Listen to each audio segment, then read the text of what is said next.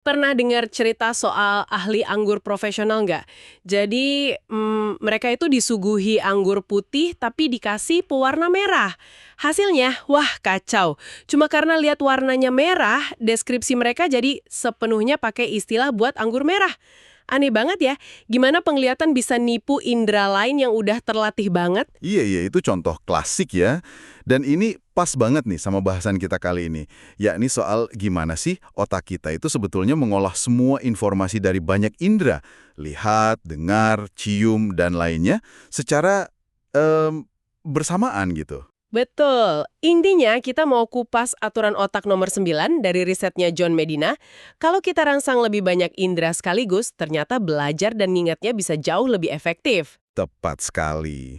Dan tujuan kita di sini yaitu mau coba bongkar gimana caranya indera-indera ini tuh nggak jalan sendiri-sendiri. Malah saling ngobrol, kerjasama gitu. Dan yang paling penting, gimana Anda bisa manfaatin ini biar ya belajarnya lebih nempel, ingatannya lebih awet. Oke, siap. Mari kita bedah nih. Dulu kan model lama mikirnya indera kita kayak kerja di kantor cabang beda-beda gitu ya. Mata kirim laporan A, telinga laporan B, hidung laporan C, terus semua baru digabung di pusat. Kayak agak kaku gitu sistemnya. Iya, kayak model komando Inggris gitu kalau dianalogikan. Tapi, bukti-bukti baru nunjukin cerita yang beda banget. Model yang lebih pas sekarang itu ngelihatnya indera kita udah kongko dari awal. Udah saling ngasih input, saling mempengaruhi. Oh, jadi persepsi utuh yang kita rasain, misalnya lihat orang ngomong sambil dengar suaranya, itu udah hasil akhirnya ya, bukan baru digabung di ujung? Nah, persis, itu puncak integrasinya, bukan titik awal penggabungan. Ada kasus menarik tuh, Dr. Richard dari ceritanya Oliver Sacks. Dia itu kesulitan banget nyocokin suara orang ngomong sama gerakan bibirnya. Ini nunjukin betapa krusialnya sinkronisasi indera dari awal. Jadi otak kita tuh aktif ngebangun persepsi multisensori ini. Wah, menarik banget. Dan ini dampaknya ke belajar gede banget dong ya. Katanya ada riset soal ini. Ada, risetnya Richard Mayer. Ini konsisten banget hasilnya. Kelompok yang dapat info lewat, katakanlah, visual plus audio, itu hasil belajarnya selalu ngalahin yang cuma pakai satu indera aja. Ingatannya lebih pas, detailnya lebih oke. Dan katanya tahan lama banget ya, sampai puluhan tahun gitu. Iya loh, bahkan di tes 20 tahun kemudian pun masih lebih unggul. Gila kan? Gila sih. Itu baru soal ingatan ya. Nah, ini yang lebih mencengengkan lagi. Bukan cuma ngingat, tapi kemampuan mereka buat pakai pengetahuan itu buat mecahin masalah baru, itu naiknya drastis. Studinya nunjukin peningkatannya bisa 50-75% loh dalam nemuin solusi kreatif. Hah? 75% lebih kreatif? Serius? Kok bisa gitu ya? Ini namanya supra-additive integration. Jadi efek gabungannya itu lebih gede dari sekedar penjumlahan bagian-bagiannya. Kayak 1+1 jadi 3 gitu di otak. Sinergi. Wow, keren banget. Kenapa bisa gitu ya efek sinerginya? Kuncinya di elaborative processing. Jadi waktu kita belajar pakai input yang lebih kaya dari macam-macam indera, otak kita ngolahnya lebih dalam. Dia bikin kaitan antar informasi itu jadi lebih banyak dan lebih kuat di jaringan memori kita. Oh, jadi kayak dibikin banyak cantolan gitu ya, memorinya. Bisa dibilang gitu. Contoh paling ekstrimnya mungkin sinestesia. Itu kondisi langka di mana indera kayak nyampur aduk. Pernah dengar Solomon Shereshevsky? Ingatannya kan luar biasa tuh. Buat dia, angka itu punya kepribadian, kata bisa ada rasanya atau warnanya, suara ada teksturnya. Wah, kebayang rumitnya ya. Rumit, tapi justru info ekstra dari indera lain itu jadi semacam jangkar memori yang super kuat buat dia. Oke, paham.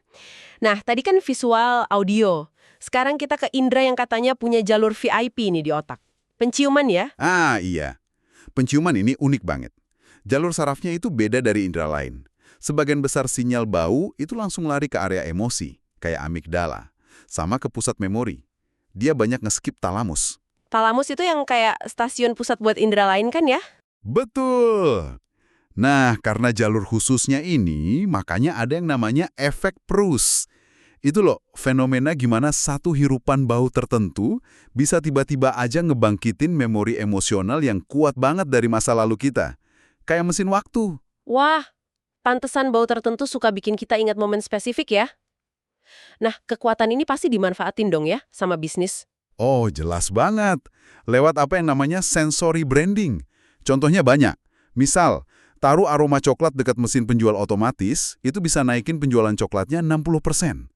Atau aroma waffle dekat kedai es krim yang agak ngumpet, penjualannya naik 50%. Wow, cuma modal bau doang? Iya, bahkan di toko baju, kalau mereka pakai aroma vanila di area wanita dan rose marok di area pria, penjualannya bisa naik 2 kali lipat.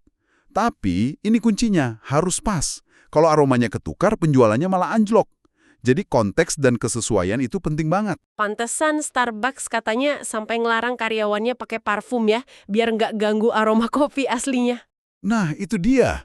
Mereka jaga banget pengalaman multisensori pelanggan soal kopi. Kebayang sih, lagi mau nikmatin kopi mahal, keciumnya bau parfum orang. Bisa rusak ya suasananya. Ini jadi kepikiran, bisa nggak ya kita pakai trik bau ini buat belajar? Gimana tuh maksudnya? Medina kan pernah coba eksperimen iseng gitu. Dia sengaja pakai parfum merek Brut pas lagi ngajar topik tertentu, soal enzim RNA polimerase 2.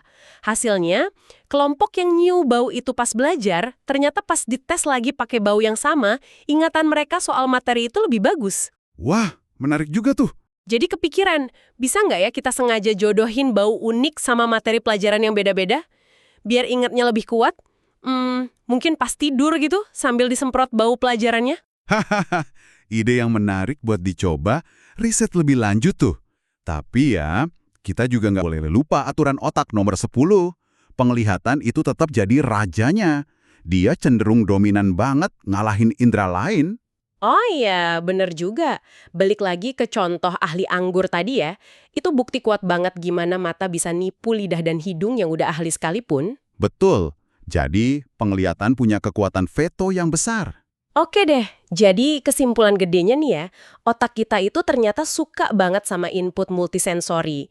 Ngaktifin banyak indera barengan itu bukan cuma bikin pengalaman jadi lebih kaya, tapi beneran secara terukur bisa ningkatin kemampuan kita belajar, ngingat, bahkan jadi lebih kreatif. Iya banget.